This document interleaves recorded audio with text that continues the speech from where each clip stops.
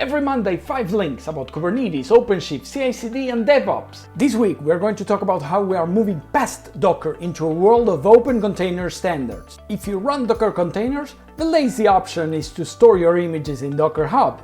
Beware, because now Docker Hub has download rate limits. Docker Hub now allows 100 polls per 6 hours from unauthenticated IP addresses and 200 polls per 6 hours from authenticated users. Of course, those limits do not apply to users with pro or team accounts. So what we recommend you to do is to start migrating your images to Red Hat Quay, Amazon ECR, or to use a private registry like Harbor, the integrated OpenShift registry, or GitLab's container registry. Containers are fast, lightweight and convenient. No wonder DevOps teams all over the world are using them every day.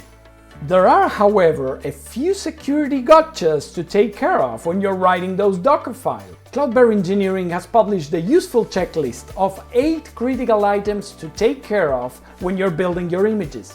For example, only use trusted base images. Avoid curl bashing, and of course, do not root. They've compiled all of these security rules into an open policy agent file you can include in your own build system and automatically test all your new images with conf-test. And now, a word from our sponsor. This week is the Container Cyberweek. Get an OpenShift platform tailored to your specific needs. Contact us today. And now, back to our regularly scheduled program.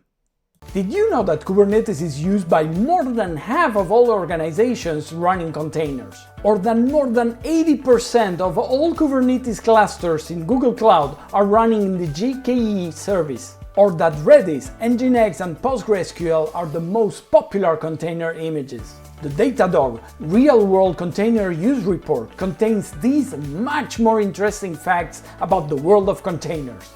Podman has become by now the de facto replacement for Docker, and migrating to it is as easy as typing a command in the terminal. Containers created with Docker or Podman are interoperable thanks to the Open Container Initiative standard. And here we have the Red Hat team publishing a very nice blog post explaining all you need to know about Podman. The industry is moving away from Docker. And the project of the week is BottleRocket, a very interesting open source operating system exclusively designed for running containers. It's been created by AWS, it's open source and written in Rust. So, what about you? Are you using Podman already? Do you check your images for vulnerabilities? Have you switched to a different image registry? Get in touch with us, leave your comment below. And as usual, subscribe, like and share.